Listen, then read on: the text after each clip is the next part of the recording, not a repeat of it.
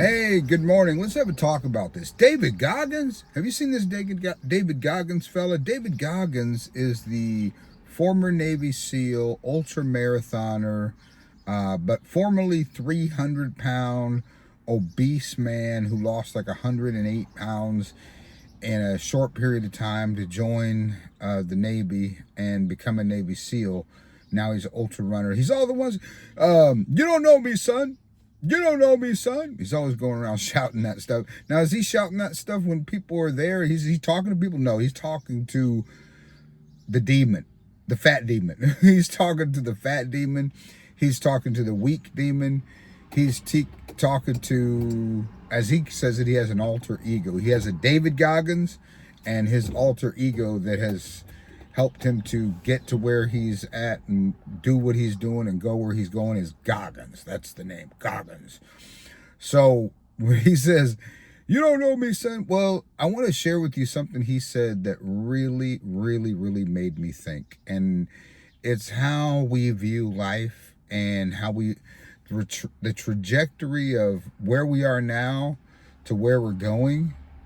But the way we need to look at some things sometimes is we need to look at where we're going before we're going there. Let me tell you what he said. Let me tell you what David Goggins said. He said, when people die, they do what's called an autopsy. Or sometimes it's a basic autopsy. If there's any possibility that there was a suspicious cause of death, like possibly homicide or something, they do a deep dive, a whole chemical analysis. But at either rate, to determine the cause of death, if it's in question, they do an autopsy. But he said that we never do basically what would be a pretopsy or a pre-mortem investigation of our life. Not to find out why we died, but to find out why we're dying. Why are we dying? And I'm going to share with you, I saw a documentary about the death cycle of whales. The death cycle of whales. That was a huge wake-up call. I like watching animal documentaries. And I like watching Chad Wright, 3 of 7 Project. He's a former Navy SEAL, ultra marathoner also. I like watching David Goggins. I like watching,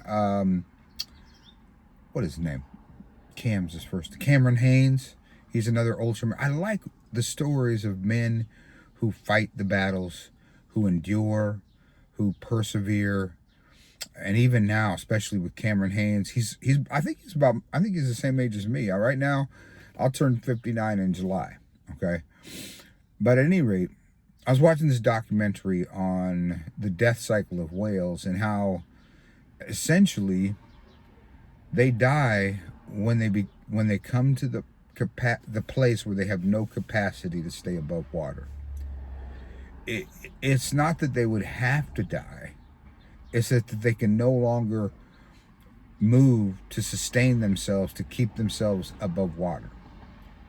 In other words, it's the deterioration of mobility that kills whales. You look it up. Death cycle of whales or death cycle of orcas. It could be an injury or it could be an illness that makes them immobile, or it could be their age. But immobility is the first sign of the death cycle of these enormous sea creatures. And I was watching that and I was like, oh my gosh. Living is directly connected to moving. And I thought for a long time, because I didn't get to 250 pounds, and I'm at 172 today. Praise God. I didn't get to 250 pounds by what I was eating. I could eat some junk, but my daily normal nutrition intake was not much different than what it is now. I'll go into that in a later. I didn't eat myself there. I sat myself to immobility. I sat myself to incapacitation. I sat my way into depression. Everybody at work, people who are surrounding me says, man, you are upbeat. You are positive. You are, and all of this came from mobility. It came from movement. It came from steps. It came from taking agency in my life to turn the ship around, so to speak, because we live in an age where animals in the wildlife have no option. They have no option other than mobility for survival. But we've come into an age in society where society props us up on the left and on the right and underneath to comfort us and to make us less mobile, less active. 200 years ago, you didn't have to tell somebody to get 10,000 steps. 10,000 steps was required for survival. Maybe not even 200 years ago, maybe 100 years ago. I was watching another documentary where it talked about the sedentary lifestyle of American people. And it said in 1960, 1970, the average obesity affected like less than 20% of the population. I think more like 10. But at that time frame, everybody didn't have an automobile. This central commuter systems like bus and rail and train were the massive way most people traveled in the city and even to the city. So in order to get to the train, the bus, the stuff, you had to walk to it.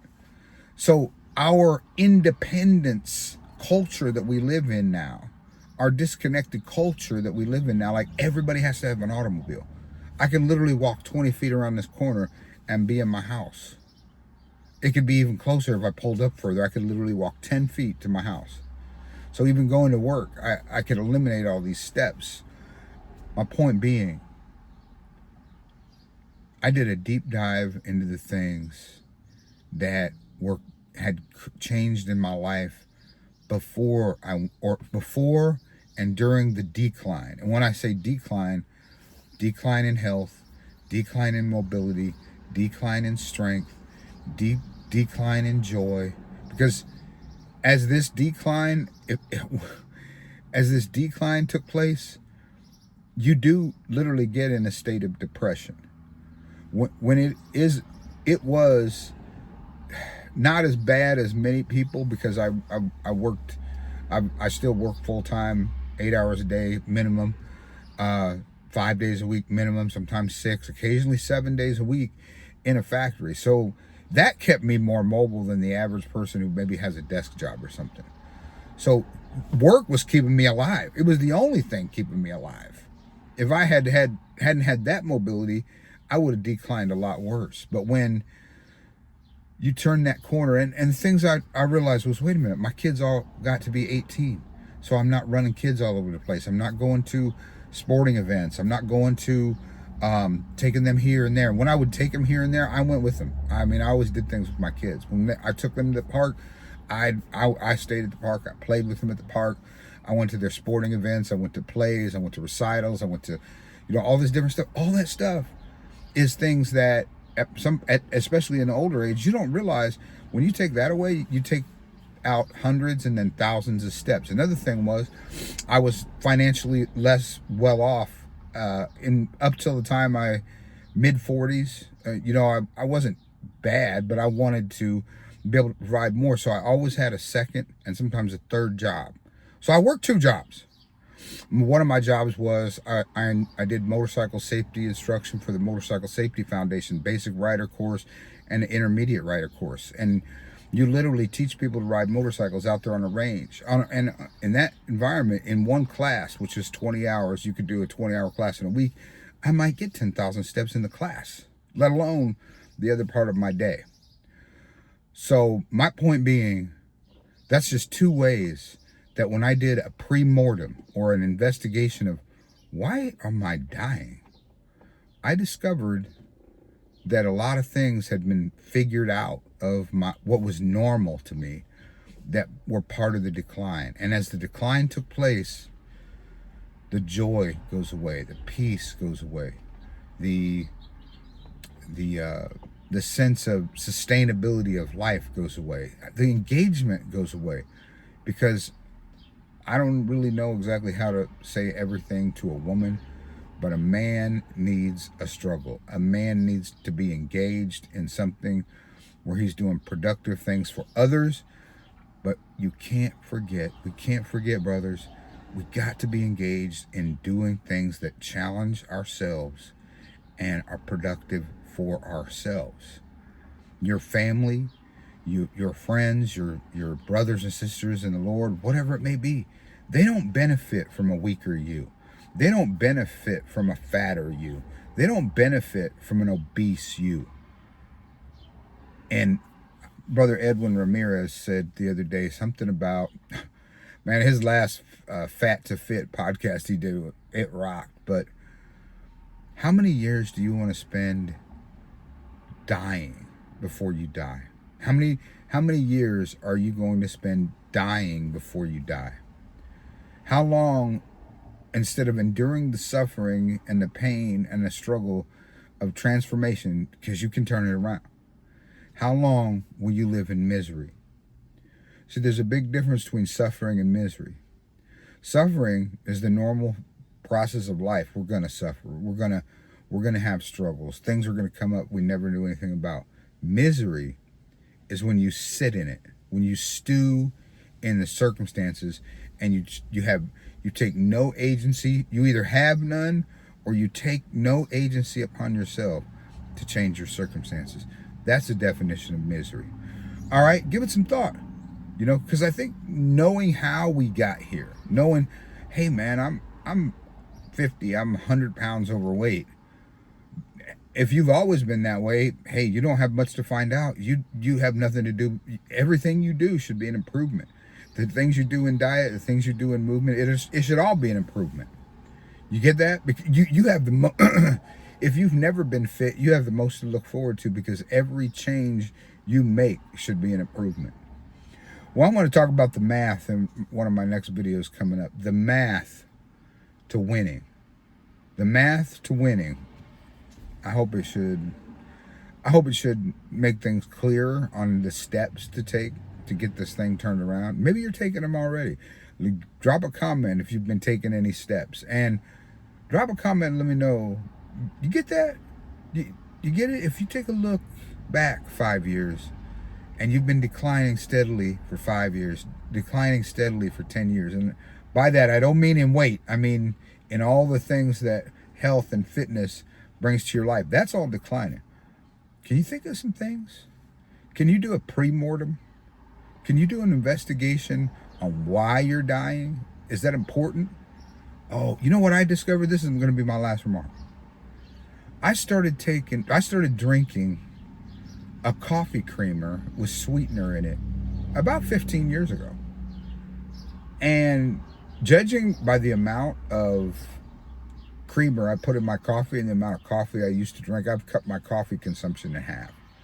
At that time, I began taking in at least 1,500 more calories a day than I had in any part of my life by the addition of that creamer, because I used to use unsweetened creamer, unsweetened fat-free creamer.